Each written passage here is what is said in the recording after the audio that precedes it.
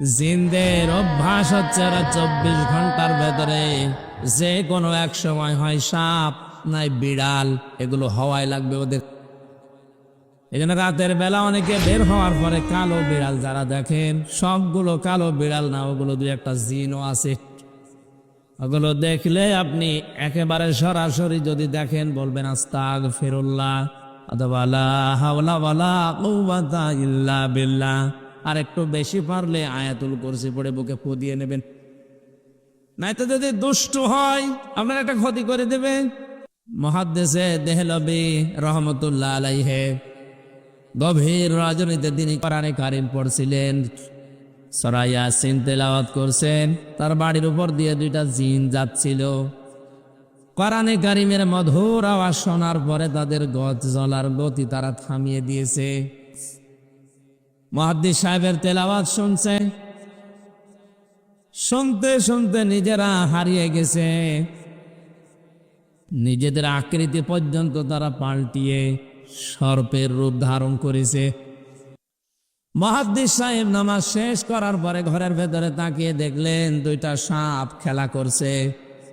পাশে গিয়ে বললেন, তোমরা যদি জিন হও চলে যাও, কারণ উনি জানে জিনেরা সর্পের রূপ ধারণ করে।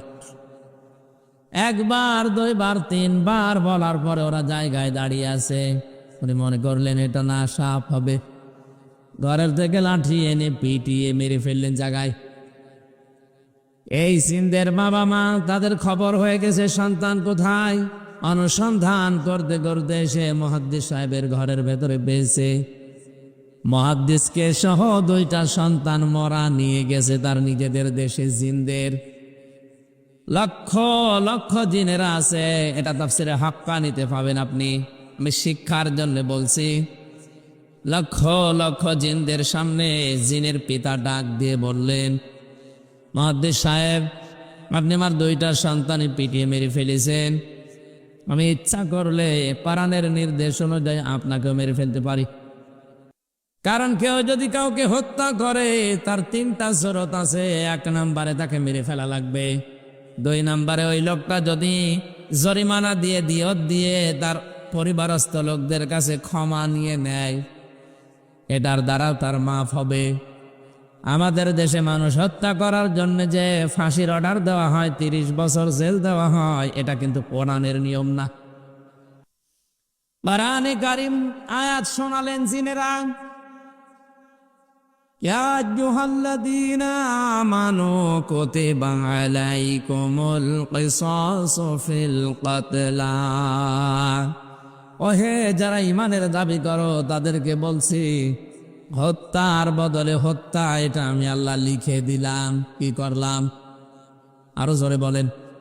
আল্লাহ কিন্তু ফারাজা শব্দটা দেননি, আলেম যারা আছেন তাদেরকে বলছে আল্লাহ কতিবা দিয়েছেন।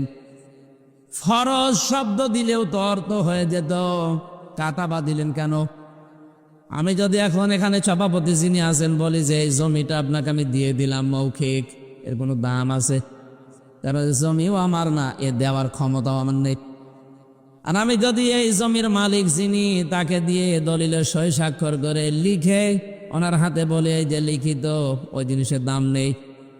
আরো আসতে বলেন, আল্লাহ শুধু ফারাজন শব্দ দিলে দিতে পারতেন, না দিয়ে কতিবা দিয়ে এটা জানিয়েছেন যে বিধানটা ছোটখাটো না, গুরুত্বহীন না, এটা কিন্তু লিখে সই স্বাক্ষর করে দলিল করে দিলাম, এর দাম আছে।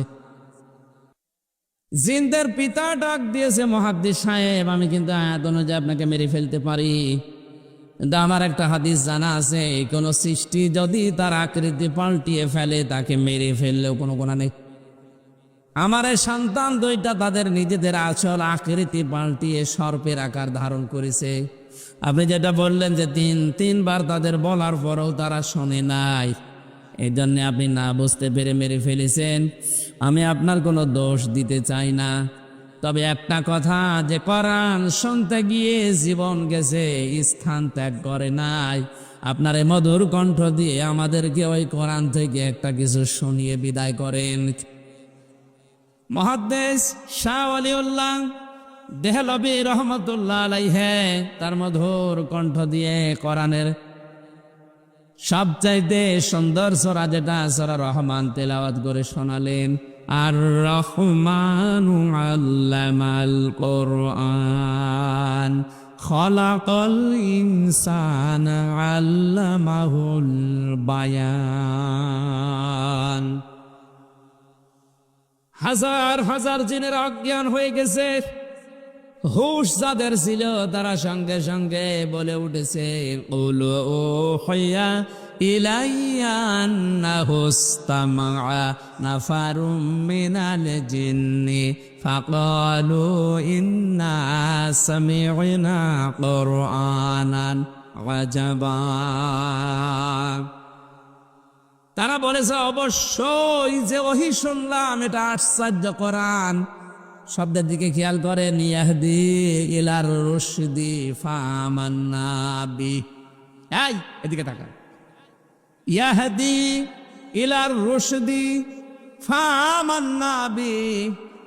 যে কয় মিনিটে আমরা কোরআন শুনেছি, এ কোরআন আমাদেরকে হেদায়েতের পথ বলে দিয়েছে। আপনি মনে হয় বুঝতে পারেননি, জিনেরা কোরআন শুনেছিল কয়দিন? মাত্র কয়েক মিনিট। কয়েক মিনিট লাগে সূরা রহমান পড়তে। এই কয়েক মিনিট শোনার পরে তাদের সিদ্ধান্তের দিকে তাকান, ইয়াহদি ইলার রুশদি ফামান্না বি। এ কোরআন আমাদেরকে হেদায়েতের পথ বলে দিয়েছে, আমরা ঈমান আনলাম। ওয়ালান নুশরিকা বিরাব্বিনা আহাদা। জীবন চলে গেলেও কোনোদিন আল্লাহর সাথে আমরা শরীক করব না। এখানে আলেম নেই, এই যে আলেম বসে আছে দুইটা, জিজ্ঞাসা করেন মোজারের আগে লান আসলে অর্থ হয় কখনোই না। আমার শিক্ষা দেওয়ার বিষয়, জিনেরা মাত্র কয়েক মিনিট কোরআন শুনে যদি এত বড় বড় সিদ্ধান্ত নিতে পারে যে আমরা সব পথ ভুলে গেছি, আমরা হেদায়েতের পথ পেয়ে গেছি, আমরা ঈমান এনেছি, কোনো দিন জীবন চলে গেলেও আল্লাহর সাথে শরীক করব না। আর আমরা সেই জন্মের পর থেকে কোরআন শুনে আসছি, আমাদের কি এখনো শিরিক বন্ধ হয়েছে? আসতে বলেন, আমরা ঈমান আনতে পেরেছি না।